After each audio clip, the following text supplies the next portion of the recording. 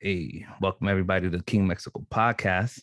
And with that said, all the way from the West Coast, we have another amazing artist. And like I always tip out my hat to the West. They show mad love, a whole lot of love. And thank you for coming on today. If you're tuning on, wherever you are, YouTube, the podcast, or Instagram, you're watching us. Thank you again. And homie, let them know who you are.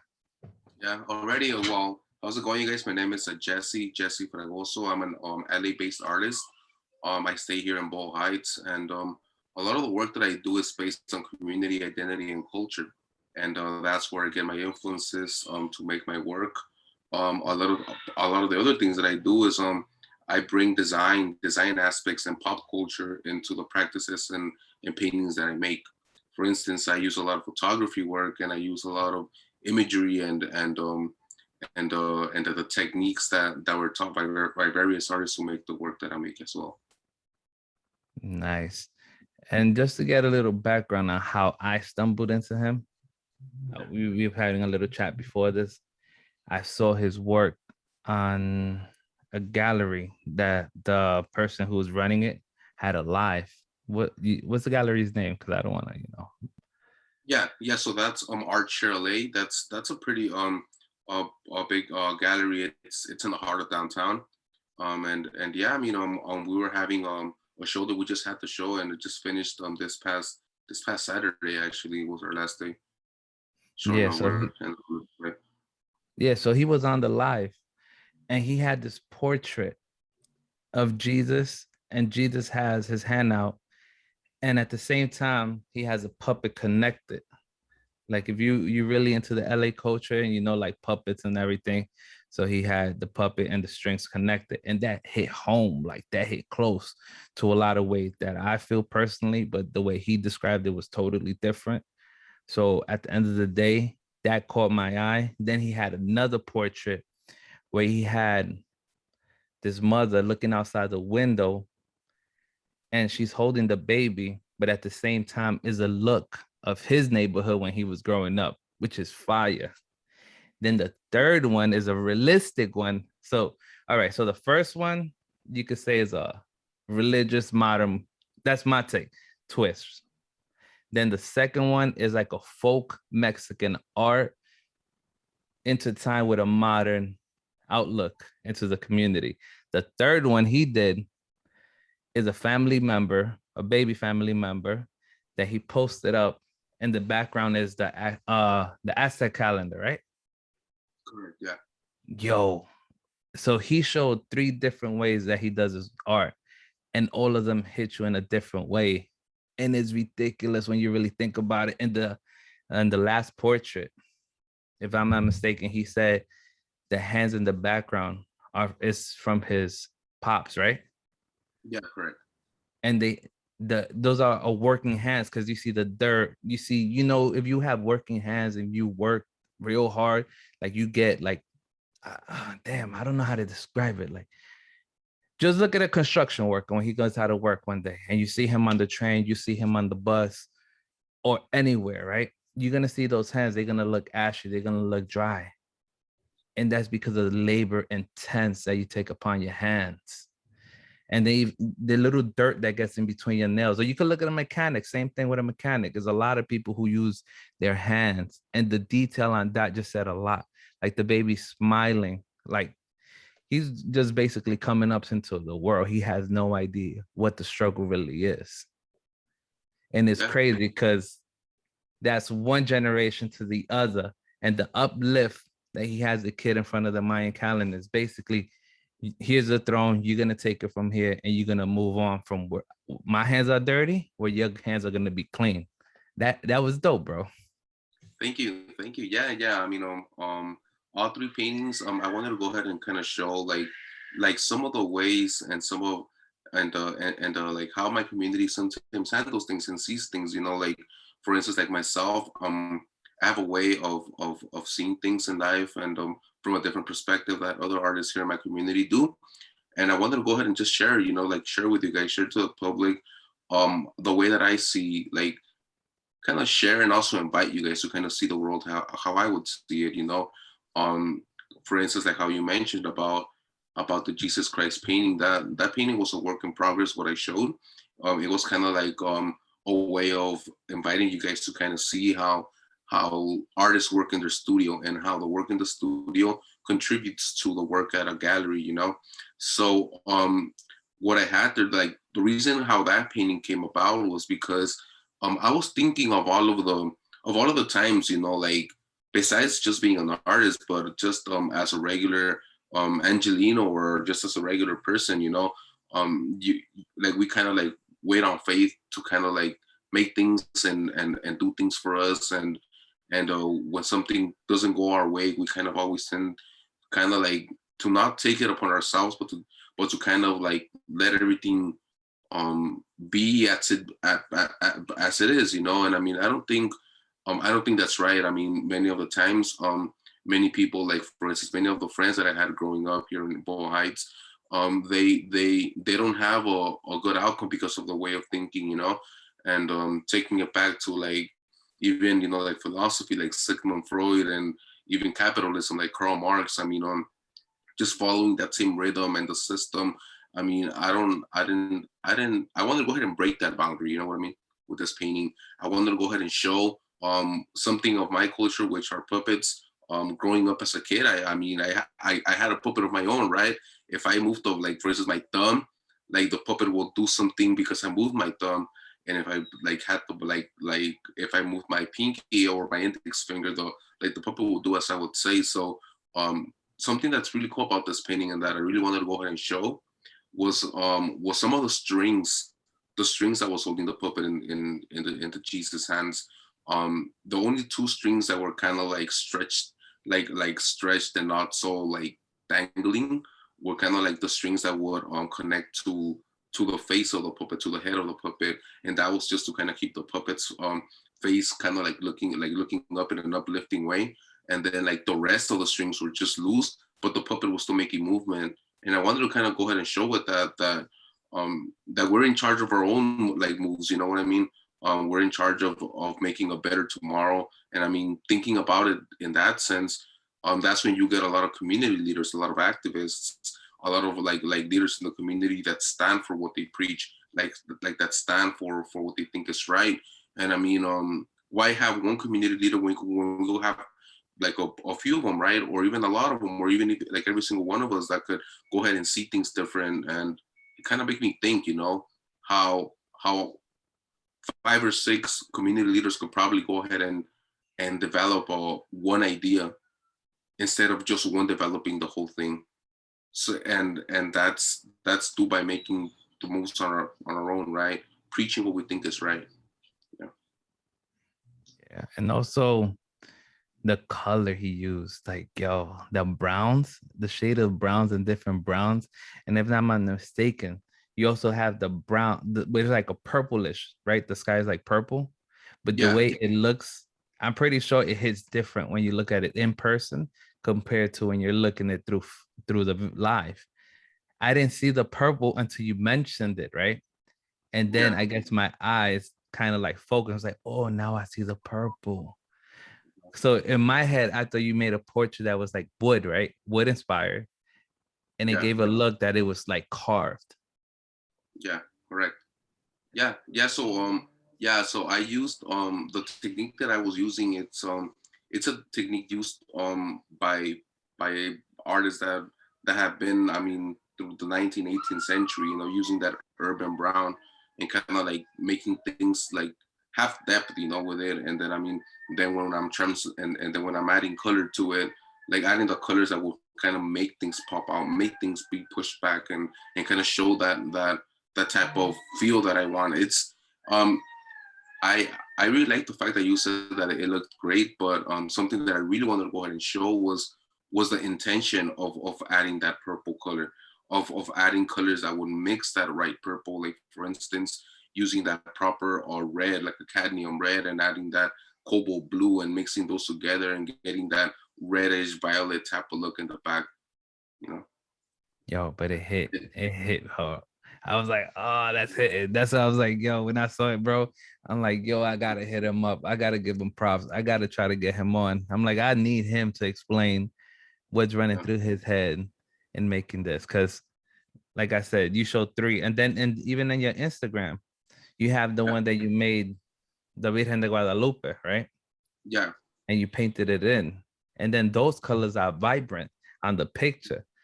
So in my head, I'm like, yo, if it's vibrant on a photo, I could just imagine how vibrant it is in real life. Yeah. Yeah. So I mean, um, from the Virgen de Guadalupe, I made various murals, and one of the paint that I used to make it, it's kind of like a top of the line paint. It's called Nova paint, Yeah. and they're I mean they're like the pigment in their paint. It's like it's really there, like mixing the right colors and like you mentioned. I mean, in the photograph, I mean, what one could probably go ahead and see a little bit of the actual thing, but in person, if you will see it in person, it looks very vivid, like very strong as well. Like the colors are just there, and I mean, even the other colors, like the green and that with those yellow highlights, like kind of making that like making kind of like the manta of the Virgen de Guadalupe really pop. Like instead of probably adding like a black or like a white or make a highlight, adding that yellow and that dark tone yellow, like a yellow orch. Yeah, yeah, but that's another thing that I've shown through my work is kind of like like making color, choosing the colors that make a painting pop. Yo, and another thing, guys, he's also wicked with the can. Because I paid attention to the live, bro, and I heard that some of your homies, yes, used to use the can and stuff and tag up and what's not. And he also has a mural on his page that he made with a hummingbird, and I guess it's the skyline in the background. So that's an interesting mural. I mean, that's probably one of my favorite ones, and the reason being is because um the owner of the property that where that painting is where the mural was done. It's just right here, like a few blocks away from where I actually live, and there's other murals around it, and the person that made the other murals around this location is actually one of my mentors. It's actually one of like one of my friend artists. His name is Fabian Devora, which is involved with Homeboy Industries. So he kind of what he painted, I kind of had to go ahead and in a way like choose the right colors for it not to look off. So basically, I chose the colors based on the like color toning and colors that he chose for the other murals, and I kind of gave it that same idea. And then if we kind of look into the idea of a hummingbird, the hummingbird represents an Aztec culture, um, like the resurrection of a fallen warrior, of a dead warrior, and that hummingbird is actually painted on the rooftop of that building. It's painted on the rooftop, and then right next to it, it's we have like the LA skyscrapers, and that's when I decided to name that mural. Like living and dying in LA. We love LA, so that's kind of what I named it, and it's very interesting. Kind of to go ahead and tie everything together. So before that said, bro, how did Yeah, this all start? Because we all have a start, right? Like we all have a something that triggers us in our youth, right? yeah. What triggered you to start? Nah, it's All all right. good, bro. Keep it Yeah, organic. yeah. So you know what I mean? Something that really triggered me, um, like what literally set my career as an artist and me believing in myself that I could probably do something like this was taking it back when I was like 8 years old, right? So I began drawing when I was 8 years old. I began drawing, sketching, and I never stopped. And I mean, drawing and having this cultural background, like coming back from like a Mexican family, like the whole Aztec. So I mean, I kind of had it already in my DNA, right? So kind of just embracing it, like drawing almost every single day. And then so what happened was this. I attended high school here in LA, and I had my first art class in that high school. I'm never gonna forget. I believe I was like it was like my sophomore year. So I had that art class, and when I had that art class, there was a competition, right? An art competition, And the professor, the instructor, told me, "Oh, hey, Jesse, well, I mean, I'm seeing that you're drawing frequently, that you're drawing all the time, and I mean, I've seen your progress in your art. Why don't you go ahead and apply for that art competition?" And for me, it was like, come on, I mean, I'm gonna be probably competing with people that have been drawing for so long, right? So I was like, I mean, there's no way my paintings or my drawings are gonna make it, you know. But at the end of the day, I was like, you know what? I mean, I have to believe in myself, and like my painting about like us pulling the like the strings and not being just like relying on faith. I was like, you know what? I'm gonna go ahead and apply because I think I have a good concept here. So I applied, and my drawings made it to Washington D.C. to the House of Representatives, and I was super young. I mean, I was like probably like 15, 16, and then ever since then, I mean, something just inside of me was like stick with art, and then I went to Cal State Dominguez Sales, which is a university over here in the LA, and it's by Compton in the Carson Compton area. So I went to school there, and I mean, I met a lot of artists, a lot of instructors, and they kind of like they were teaching me their tips and tricks of how to paint and how to draw. And then I kind of began that things were getting a little bit better for me. And then that's when I was like, you know what? I mean, I just want to be an artist, and this is what I want to do. Then after that, I just began to go ahead and get involved with like mentors and people from my community, and began to meet artists here. And I mean, when I met them, then I got invited to a few shows and expos, you know, and all that stuff. And then that's when I was like, you know what, I love what I'm doing, and I then that's what just made me believe in myself and just keep on going from there, you know. Nice. I like that, bro. It was just your calling. That's what you would call it.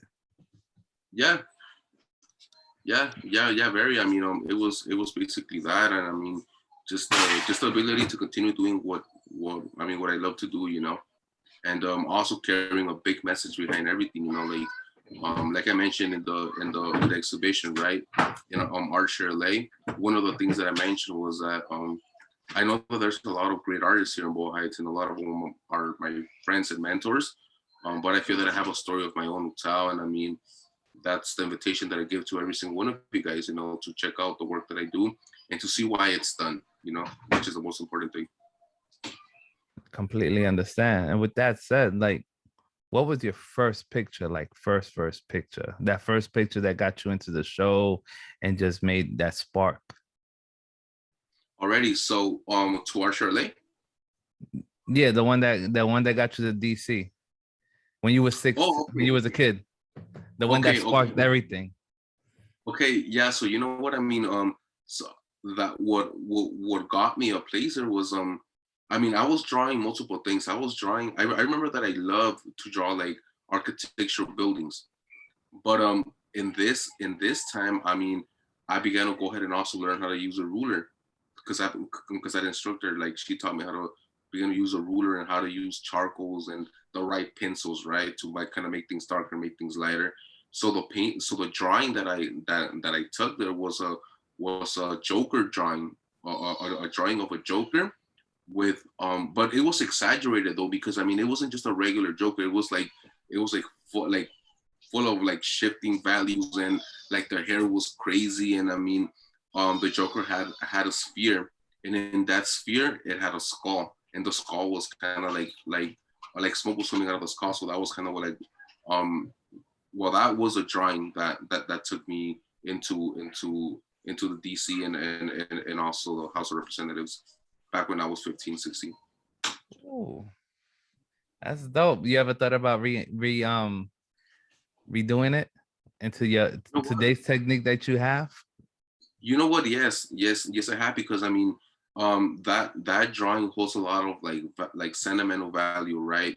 Like it just holds so much that I would want to go ahead and redo it, but now with color and in a different way. So for instance, now that I mean the Joker is there, now probably adding a surrounding, you know, like adding something that will probably hit home. So for instance, like one of the things that I will probably add to like a background of a Joker will probably be like, you know, when people or like when friends pass away, and they're and they do like car washes, probably like adding like a picture like of a car wash with like candles on the floor, because I mean that's something that I see throughout my community when somebody passes away.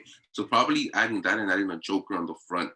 And probably the reason why I would want to go ahead and paint that is because it's a way of like me saying to my like to the public and to my viewers that that there's never a joke that's played on someone.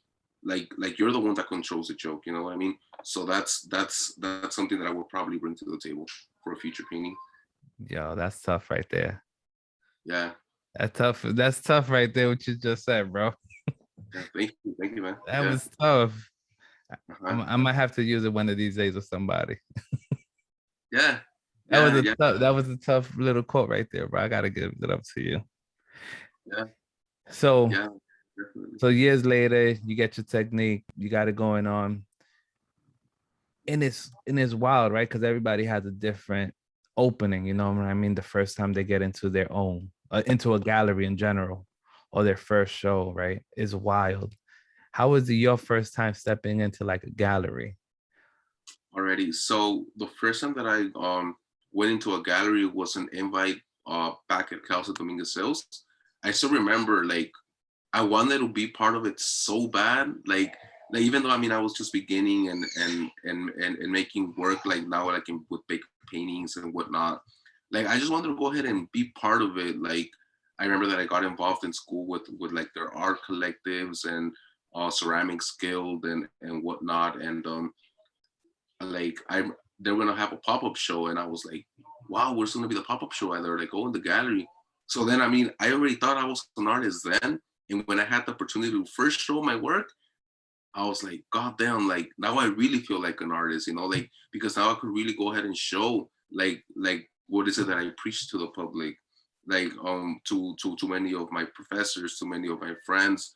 And I mean once I had that, then I just began to go. I just fell in love with the feeling, you know, of being in a show, being in a gallery. Like for instance, talking about your work versus like with somebody like yourself, and then turning like left, and then some other person looking at your work, and then asking you about your work, and then just explaining and I'm seeing how they connect or disconnect from the work that they're seeing, right? So that was something that I kind of like that kind of came to me back when I was in college, and then ever since then I never stopped. We had show after show after show. Then I got more involved, and I mean I was kind of you know like one of those like guys that are like in school, and I mean they're like always like in their studio, they're always painting, they always have like their paint, like their pants full of paint, but always have like a nice top on. I mean I was always that type of guy because I also did design on the side. um I well my BAs that I have, it's studio art and a graphic design, so I double majored, right? So there's times that I had to show up for a photography class or for like a design class, and I had to, I mean I couldn't show up with like a shirt full of paint. I mean, I could if I wanted to, but I didn't want to go ahead and get like the computers dirty or anything like that. So I would always be like with a like nice top. Of my pants were always full of paint. So that kind of made me into like I even felt more of an artist then. You know what I mean? Yeah. Yeah. So that's And then yeah, nah, go. yeah, I yeah. was And just then moving. yeah, yeah. And then kind of like bringing. Then when I began to go ahead and make murals, that was when I began to go ahead and see, hey, you know, I mean, what I learned in that design class or what I learned in design, it's really contributing like to the world, like to the mural that I'm working on or to the work on canvas that I'm working on. It's like it's insane how you could go ahead and bring one world of design into the world of fine arts, and it works. You know what I mean? Yeah. And like most artists and stuff, you probably had your stages, right? Like everybody goes to their like little stages, right? So when Yeah. you start, you have like one capsule, and as it goes on, it extends. Do you Mhm. feel like you've kept yourself in a certain capsule?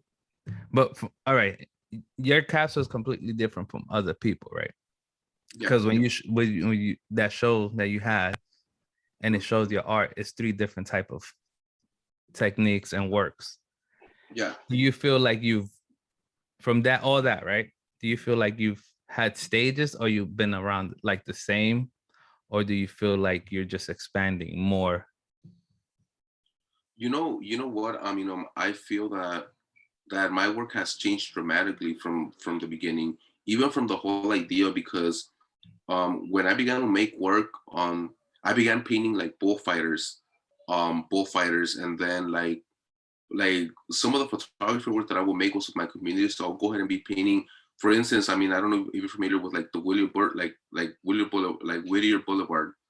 I don't know if you're probably familiar with it, but I'll be painting a lot of the stuff that was like there, like street views and bullfighting scenes and this and that. And the reason why the reason why I chose to go that direction at first was because I wanted to kind of hold back, like I kind of felt that I wanted to tell a story in a painting, but not give it all away. Like for instance, like looking at looking at a bullfighter. He like one of the things that I learned was that he wasn't born kind of like choosing a path whether he wanted to be a bullfighter or not. Like a bullfighter is made because you're born in a certain type of line. If you're like for instance, like if my family member was a bullfighter, I had to be a bullfighter because I would be the one that will keep the tradition going.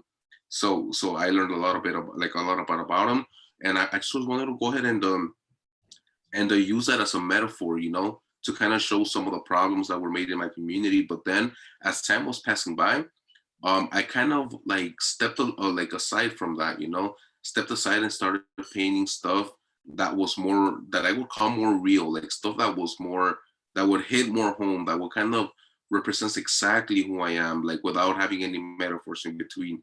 So that was a transition that I made. And then I began to look at different artists, like from around my community, artists that kind of influenced me, that I will see their work and I'll be like, oh damn, like I wish I could, like paint that sometime, or like come up with a concept of that magnitude, you know what I mean? So then that's when I was like, I'm gonna go ahead and switch it up. I'm gonna go ahead and make things like work. And then I was like, you know what? And plus, I'm an artist, and an artist kind of decides what he wants to, like the work that he wants to make when he's kind of emerging. So that's all the path that I took, and then I just decided to go ahead and just focus on community identity and culture, you know. And plus, like I mentioned to Badir from Art LA, I mentioned to him that um, probably my next works would be telling the story since the beginning. It's kind of like a Harry Potter series. You never want to begin the series halfway. You kind of want to go ahead and begin the series since the beginning, see how it works. See the stories and kind of like not be halfway. And that's what I'm trying to do now. I'm trying to go ahead and like tell tell my story as an artist through color and these paintings, but since the beginning of my career, since the beginning of me growing up in my community. Yeah. That's dope. I feel that right there. As you telling, you talk about the bullfight, we talk about the beat hang. I'm have your Instagram, and then I'm posting it up on the side so it reflects what you're talking about, so people Yeah. get a visual as well. And then I see one, right? It's interesting. Is a coffee cup. Yeah. Yeah, it's not my mug. Like, what hit that right there? Because that's out of everything is it just hits different. It's like a splash of paint in the bottom, Yeah. and there's a Yeah. coffee So cup. yeah, so that one, that's a work on charcoal, on pencil, like color, like pencil charcoals, and that drawing there, it was kind of like it's kind of more like of a tribute to one of the professors at Kelso Dominguez Sales. Her name is Skila Hirsch. So she taught me how to paint, right? She taught me a lot of the stuff that I know about color, and that was probably one of the most successful color drawings that I had back then when I was really learning how to blend colors, how to make those colors pop, right? So if you could see that on that drawing, it really pops, right? Just by like me like doing those strokes on the drawing, like the colors really pop. And then Yeah, like the message, yeah, and then like the message on there, which is it's mi taza, it's not my mug, it's mi taza. It's because um many of the times we kind of like when we see nice work, like nice ceramic work, we kind of go ahead put it in a pedestal. But I decided not to put like this drawing in a pedestal so much because what I'm painting is an object that's used every single day, right? I mean, every time that I wake up, I mean, I'm kind of like a coffee guy, so I always have like a morning coffee before like heading out to like work or whatnot or to like my studio. So I mean, bringing it back and kind of like leaving things for what they are instead of putting them in a pedestal was what I wanted to go ahead and convey in this drawing, as well as all like the technicality and the blending colors techniques as well. So what type of coffee is your go-to, bro? You know, black coffee. Black coffee, no special brand? Well, not really. I mean, yeah, not really. Just like just black coffee, like no sugar, no nothing, just a shot of it, and I mean, I'm good for the day. Yeah. Nice, some How about you? healthy stuff. Who, Yeah, me? yeah. Um, Same thing. There's no special brand I go to, but if I do have a choice, I will either get Colombe Hmm. or like those Trader Joe brands, but I Oh, get the cool. whole bean because I have the coffee grinder, Yeah. and it depends on how I feel. Like sometimes I'll get the little boiling pot, the one you use for the hot dogs or whatever, the soup, the Roman soup, whatever. It's a regular little thing. You put the Yeah. coffee and then you put the water in, then let it boil, Cool. and that's it. I always wanted to get the one that you put on the stove. We all have as growing up. You put the coffee in the middle and then you twist it, and then the That's it. Yeah. yeah. That's Haven't cool. got one of those yet, but I have a French press. But I Yeah. don't know what it is about putting it in the olla, having the coffee boil together, and then the aroma hits the room. Yeah. Yeah. That's always my go-to right there. Just in the olla, and then just put like the hot water, and See? then the whole blend. Yeah. And I don't know, like I mean, the smell. It's like it's just like appealing. It has an appealing smell, and Try that's cool. this. Try this next time, right? You're gonna get the canela, you're gonna get the coffee, and you put it in the pot when it heats up, right? Twist it a little bit. Something about burning it, right? You burn the coffee and the canela, and then you pour the water in. It opens it up, which is weird as hell. I Yeah. just did that Cool. out of random, like randomly. I didn't like see it anywhere. I was just like, yo, let me try it out because Yeah. always enjoy cafe de olla. Yeah. But it's hard to make that. I thought it was just canela and coffee. No, they put clavo, cinnamon, sugar. It's a bunch of stuff in there, bro. I really Yeah. thought it was just simple, just cinnamon and coffee, and that's it. And it's not. It's more to it. Yeah, yeah. There is. I mean, there's multiple ways that people drink their coffee. I mean, like my dad, he's a coffee person as well, and it's not like he demands it a certain way. It's just like the feeling of kind of having coffee in the morning. You know what I mean? And I mean the whole canela thing. I mean, I'll gladly try it out. That's already sounds like if it's really good. And honey too. Instead of sugar, you don't drink sugar, so honey is good too. Honey, just your Cool, cool. regular, yeah. I don't know, it just hits different, but it's good, bro. And then I'm also looking at this joint you did right here with my man Jackie Robinson and Yeah, Kobe, yeah. another street mural. Yeah. So I mean, that one's also a very special one to me. I mean, and the reason why is because where that mural is located, it was located in the first studio that I ever had. And another reason why I really love this work is because um, I mean, it comes because of COVID-19, right? So COVID hit, and I mean, all of the galleries were closed. All of the museums in LA were closed. Gigs, I mean, there were no gigs going on at the time. I remember I did have one show, but it was a virtual show. But that was about everything I had just throughout the pandemic. And the owner of the building, I mean, like the manager of the building of where this mural's at. I asked her. I mean, the wall was blank, and I was like, you know what? I mean, if I cannot put on a show in a gallery or in a museum, why cannot practice some public art, and then we have the uh, Lakers and then the Dodgers. I mean, winning both championships, you know. And I mean, as a as an Angelino, I mean, as a guy that's born in LA, I mean, when that happens, it's kind of rare, right? That we have both of them winning that same year, and then COVID. didn't allow us to celebrate, right?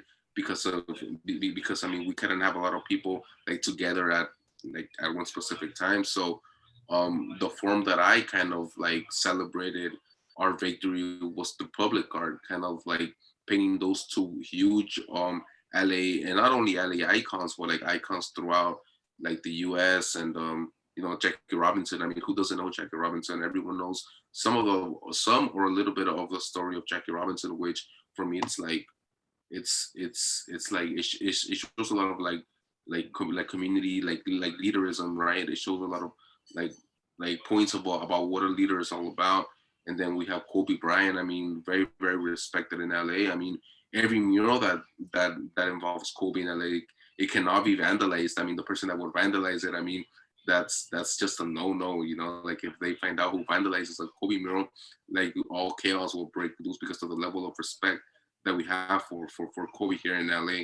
So including both of them, holding kind of like hugging themselves and kind of like walking forward, and then having that 42 and that 24 for Kobe, 42 for Jackie, and then kind of like the background being all like street artists looking, like tagged up and stuff, and having them there, especially being in downtown LA. I mean, that shows what LA kind of is all about, which is unity, which is like leaderism, leadership and the iconic figures like those. Nah, it does. And then it also hits you differently as well with Jackie going through what he went through, right? Yeah, To making it to the Dodgers, because it was like, oh, it was all still segregated, right? yeah, And yeah, then yeah. Kobe comes and hugs my man like, yo, times have changed, bro. Exactly, yeah. And then also seeing all of like a lot of the stuff, like for instance like Kobe, every time that he would play, and you could see his character in every single Laker game. He was always, I mean, whether you like the Lakers or you hate them, like you could see that Kobe was the one running, like calling the shots, being the person of that showed that leadership in the team. I mean, along with other great LA like teammates and stuff. But for, I mean, the one that I chose to kind of paint and kind of like get involved in the mural was of course Kobe and Jackie. Yeah. Nah, but Kobe's a beast, bro. Kobe's a beast. All right, Yeah. so since we already here, bro, I'm gonna ask you like, who you think Yeah. is the best basketball player ever? Yeah. I mean, Kobe is for sure one of them. He's up there, and I mean, there's other. I mean, like players from also from like the Lakers, like Fisher. Fisher was pretty good as well. I mean, we have Shaq. Shaq was pretty good as well, and like other like even um well damn. I mean, it's even kind of go ahead and just mention one out of LA, but I mean, like there's just so much. I mean, whether it's from like the Heats, whether it's from like from Chicago, Michael Jordan, he was also really really good. And I mean, the names are endless, but just the idea of leadership and the idea of taking a team under, like kind of like throwing a team and taking the team under your wing and executing games like that, of magnitudes that they had, that's just tremendous. And it's even it's pride. Yeah. Nah, it is. It is. Sure is, man. Let's talk about another one because I'm going through your line, bro. I'm going through Yeah, it's cool, man. I'm going through your line. The one with Cantinflas and then the snake god, if I'm not mistaken, right? Yeah. Okay, so that one, I mean, another painting that I mean, that painting, Diego Cardoso, which is another LA artist, he actually purchased that painting a few months ago. And I mean, that painting was also, it's very personal, and I'm glad to go ahead and have your space to share it, because that painting was the first painting that I made where my uh, first painting studio burned down. So basically, the whole building burned down. And I mean, growing up and having all this work, all this body of work, in your studio and just burning down. I mean, that's just an impact tremendous on an artist. So what happened was that um, I I was driving to my studio, and then I got an email from the manager saying that the studio had burned down, whatnot. So then what happened was that I immediately went to go buy some material, and that was the first painting that I made right after like coming back from a loss like that. That was the first drawing or painting that I made. And let me talk to you a little bit about what it represents, like Cantinflas and Tenochtitlan, which is a Aztec dragon in the back. What that represents is like Cantinflas. I mean, um, he was always known for like he wasn't like he was somebody that you would always see smiling, right? Smiling, kind of like making people laugh. He was a huge comedian for years. He's still now. I mean, even after his death, I mean, people still have a great level of respect for him. But one of the interviews that caught me when I decided to make this painting was that Cantinflas said in his painting, "Oh, like everyone sees Cantinflas as the actor, as a person that's there, but they like nobody really sees Cantinflas as Mario Moreno, as a human, as a human that is breaking down inside, and has to perform and make all of you guys have a laugh." So then I kind of put that in my point of view, and I was like, damn, like people might probably see it. Oh, your studio burned down, no big deal, right? I mean, my house probably burned down a few years ago, but the thing in the reality is that the studio didn't just burn down, like a whole chunk of my artist life burned down with it. So that was something that I kind of wanted to go ahead and show with that painting, show the symbolism of Tenochtitlan, which is a dragon, the Aztec dragon, kind of like showing, like that there's no time for fear. There's no time for crying, but there's always time to continue making work and taking it to the next level. So that was something that I wanted to go ahead and show in this painting. Show Cantinflas. I don't know if you could probably see, but Cantinflas in the painting that I made, he's kind of like crying, holding a cigarette, and Yeah. yeah. So that just kind of shows like trying to stay calm through the trouble, and having a tear and having some type of scar inside, but always Cantinflas, the actor, performing because the show must continue. Yo, and then a quick fact that a lot of people forget: Cantinflas did not know how to read or write Exactly. Yeah, until he got older, which is wild, bro. While he was making all those movies at the beginning of his journey, yeah, all that was off the his head. It was all improvised, which is crazy to think about. As an artist, you could improvise your whole starting of your career was improvised, and nobody caught it until you came out and told the public that. And that right there, believe it or not, if you're Spanish and you was watching this growing up and you had yeah, trouble in school, it yeah, made you look at the yeah, world in a different way, because you're like, yo, I could actually do it. Like, I might have trouble reading now and I can't read, but I could be something. It might yeah, take me a little bit longer to get yeah, there, but I'll get yeah, there. yeah. Almost definitely. I mean, that's something that's very true. I mean, and like I said, I mean, there's that interview that Cantinflas has, and I mean that interview kind of hit home for me. I mean, just imagine, I mean, being in my shoes, kind of like going through that artistic breakdown. You know what I mean?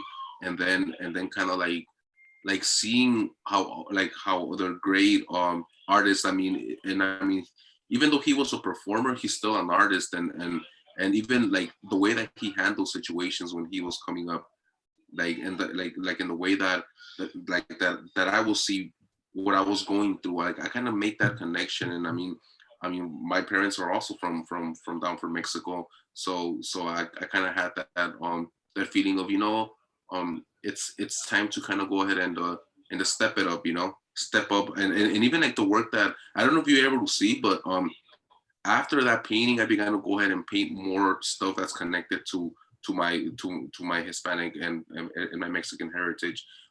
Prior to it, I mean, I did a lot of work, but now it's more based on like my community and more based on Chicano essences.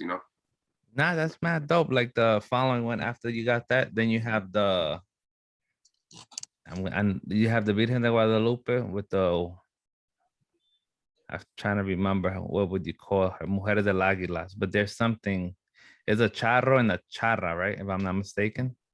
Yeah, that's the Adelitas.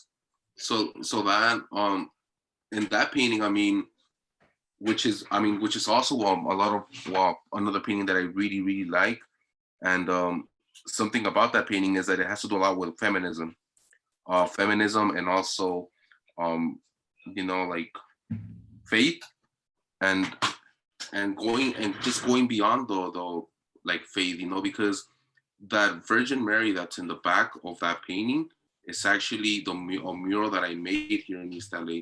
I don't know if you could probably see like the flowers, like the way it was painted, the colors I used. Mm-hmm.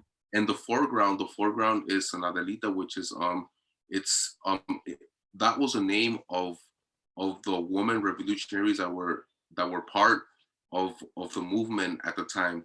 So basically, they would go into battle just like a guy would, and that shows that like in the culture, there's certain feels for the Virgen de Guadalupe, which we kind of like see as a mother of God, and this great feelings that nothing but respect to her, and then we have an Adelita, which is a woman or a girl that doesn't mind getting their nails broken, that doesn't mind like falling and slipping and scratching themselves for a better tomorrow for their kids. So that was the reason why I did that painting as well. Nah, it's dope, man. It's tough, you know what I mean? Yeah, And also, yeah, just going back to you talking about La Virgen, right? yeah, It's wild that our country, right, hmm, has such a deep belief in La Virgen de Guadalupe. It's ridiculous. And we're not even far away from her day, you know what I mean? Come yeah, December, we all staying up to see Las Mañanitas. yeah, And we all have, I always tell people, like, yo, y'all will not believe it, but the faith towards the Virgen de Guadalupe is wild when it comes to us. You know what I mean? It's so yeah, big that I think growing up, we had that faith already, right? But now yeah, millions and millions of people share the same belief and actually take the migration to Mexico. Hey, here's the biggest one. Because remember, when Spain won the World Cup, they promised La Virgen that they were going to come see her after they won, right? yeah, And they yeah, had to, then they had to keep their promise. And people don't understand that. It's like when you promise, it's wild, right? Because anybody who tells you, it's like, yo, if you promise something to the Virgen, you gotta make it there. yeah, Even if you tell her, like, oh, I'm gonna go this year, but if something happens, you gotta make sure, like, look, I won't be able to make it this year because due to difficulties, but I'll be yeah, there eventually. You know what I mean? You yeah, go to your local church, they have a Virgen, because depending on your community, like around here, they have a couple because there's a lot of, we have a lot of Mexican little communities around here. So there's always yeah, a Virgen de Guadalupe. And then we also have one in the cathedral, which is the big one in Manhattan. yeah. And she has her own little spot, which is cool. You know what I mean? Oh, very cool. Yeah, And it's crazy, right? Because when I was young, I didn't realize that they really brought the real deal up here into New York. wow. Yeah, it's crazy. Yeah, because I remember my grandmother was like, "Oh, I'm gonna go see her," right? But as a kid, you know what I mean. You don't realize these things, and it only hits you until you get older, and you're like, "Wow, I could have had the chance to go see it." But God bless, I did. I did what I had to do. I made my oath, and I went to see her 3 years ago, and it's crazy when you really look at it in person, bro. Yeah, It's amazing. wow.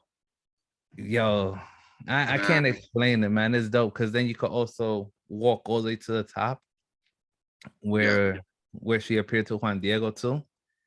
yeah. And then they have the original church, and then they have the one that's all the way up top, what I was saying. So it's like Oh, yeah, where it started, the second one that had the I think the fire and the earthquake. And if you go, you see it is actually like caving in because of the land. yeah. And then you have the big mega one now.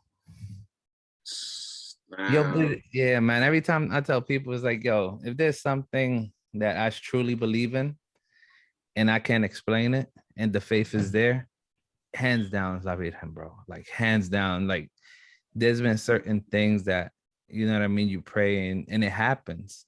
Yeah, And I always tell people it's like trillions of people praying yeah, and asking for something, right? yeah, And some way, somehow it works. I'm like, yeah, she can't get 100% of your wishes, but the yeah, main ones that hit home, they hit, you know what I mean? And this is dope. yeah, yeah. That's very true. I mean, I remember that when I began to go ahead and paint the Virgen de Guadalupe for the first time, many people would like ask me and question me, right? Why painter? You know, and I mean, I did. I mean, I did a lot of research, and even prior to painting her, and her story is very tremendous. Like it just hits home in various ways. I mean, um, like when they were trying to destroy the manta back in the days. I mean, people tried to destroy it. A bomb was even placed in the cathedral in Mexico City, and they tried to destroy it like that. And it wasn't like it just didn't happen. And I mean, also when the story came about of like the material that the Virgen de Guadalupe was painted on, how how it hasn't been destroyed, like how it's still like intact. I mean, all that stuff, and even the Virgen de Guadalupe as she is, you know, like the way that her head, like the way that her head is tilted, and the way that the earth is tilted, and without that I believe it's like 13-degree tilt. If if like the earth wasn't tilted in that certain degree, there wouldn't be no life on earth. And that's the same kind of like tilt that the Virgen de Guadalupe has in her head. And then also, you know, like the stars in her mantle, and then also like the flowers that are in her dress, like the moon that is right underneath her, you know, the whole thing is just incredible. The sun that is behind her, the sun, which makes those like strokes, and I mean the brown and the sun, yeah. So it's just like amazing. It's a piece of history. It's a piece of culture, and then I mean, like I mentioned, identity as well. You know, for many of us. Yeah, it's like a patch of honor for some strange reason. You know what I mean? It's like a patch of honor to be Exactly. like, Yeah. yeah, like we're part of her kids. You know what I mean? Like we are her kids and stuff. And it's, I don't know, man. It just as you get older too, it hits way different. You know what I mean? Like it hits from being a kid to now. Yeah. It hits a whole lot different. It's like damn. And then like let's say you go through certain things in life, and you know, and it works out and stuff, you're like, oh, good looking out. You know what I mean? Thank you again. And then you get her flowers. You put a candle for her in your house. And we all have a Virgen de Guadalupe. You know what I mean? In our house somewhere. We Yeah. have it in our wallet. We have it Yeah. in our car. We have it in the house. If we are at work, we have a little one in the dresser somewhere around there. There's always the little reading, her little prayer in the back, and you have it somewhere. You get me? Yeah, exactly. I mean, that's true as well. I mean, we kind of have her kind of like everywhere we go sometimes, you know. Yeah, so that kind of it's like another representation of faith for sure, most definitely. Have you Yeah. been Huh? to the Villa? Have you been to the Villa in Mexico City? You know what? I haven't gone to Mexico City, but I really do want to go. I mean, the place that I visit more often it's Guadalajara, it's Jalisco. Oh, nice. Yeah, yeah, I mean, if I like Guadalajara when I'm there, I mean, I could imagine Mexico City and being exposed to all these, you know, like great like cultural stuff that really identifies us, you know, in many ways, you know.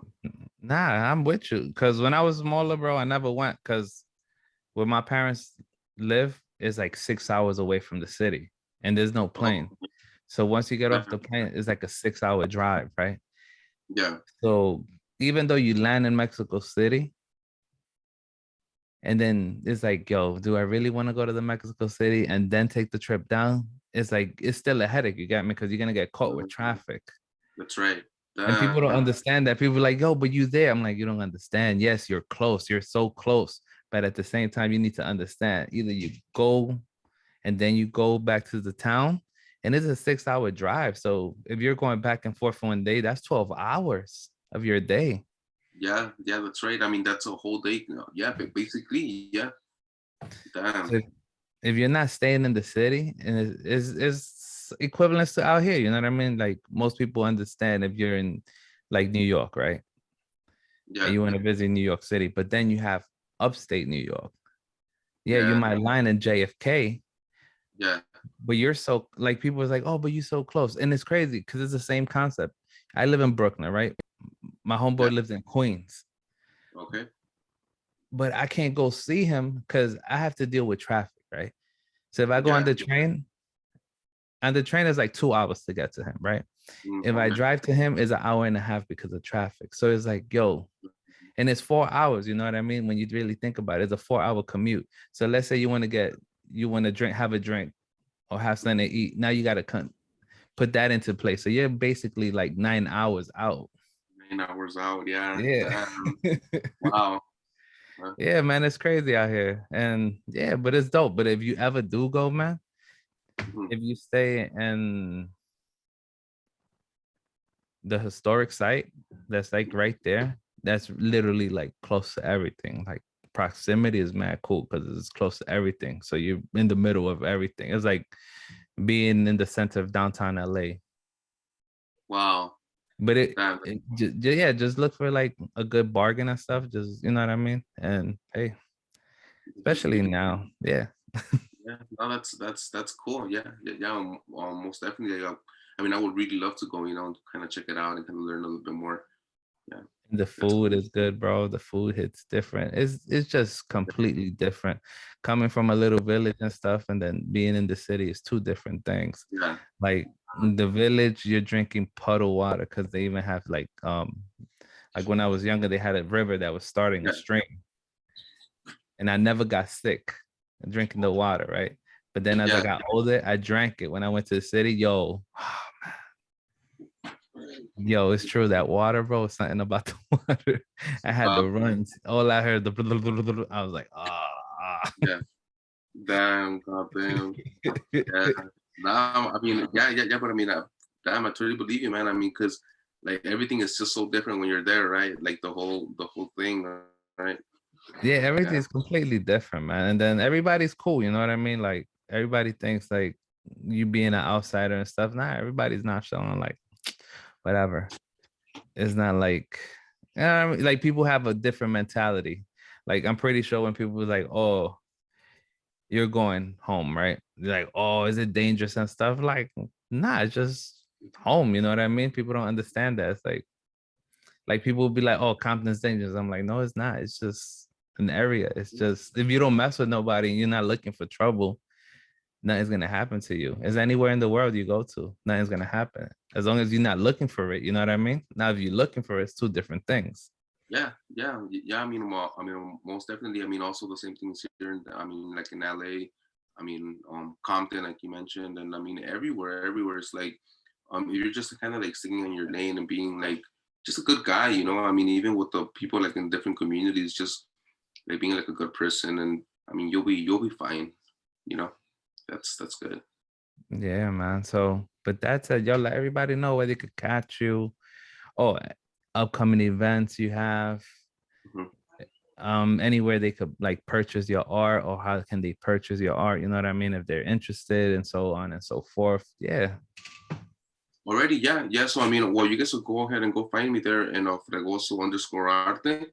That is for IG, and then I mean, right there, I also have like my email, which is jf.jessefregozo@gmail.com. And then I mean, if you guys want to go ahead and purchase, I mean, anything like any one of my works, just go ahead and send me a DM. Feel free, you guys, send me a DM, and I mean, I'm more gladly to respond. I also sell prints of my work, so I mean, if you guys are interested, just let me know. Oh, where do you sell prints? Yeah, yeah. Also prints of my work. Yeah. So if you guys are interested in any types of prints, just let me know, and I mean we'll go ahead and get you yours. Why not? Some of the things that I'm also doing is like commission pieces as well. I get like contracted by different people to make certain commission pieces, portraits of themselves, or even like me, like murals and painting murals, and yeah, just let me know what you guys need, and I mean I'm more than happy to assist you guys. Oh wow, that's dope. You see, you hear that, right? You could get your mural done by him. Woo! And he does print downs, which is dope. You know what I mean? If you can't Yeah. get the canvas one, you could get a printout, which it still works beautifully because if you get a nice little frame, you post it up and you're good money. Yeah, yeah, yeah, most definitely. Yeah, Yeah. man. So with that said, man, anything else you want to tell anybody? Well, yeah, I mean, I just want to go ahead and well, first of all, like thank you for having me on today, and I'm really excited for like everyone that heard a little bit about my work and how they could go ahead and contact me. I mean, when it comes to future events, I mean, we're also, I mean, because my studio set is right now at Hype Gallery. It's a gallery here in downtown LA. So I mean, we do have shows every beginning of every month.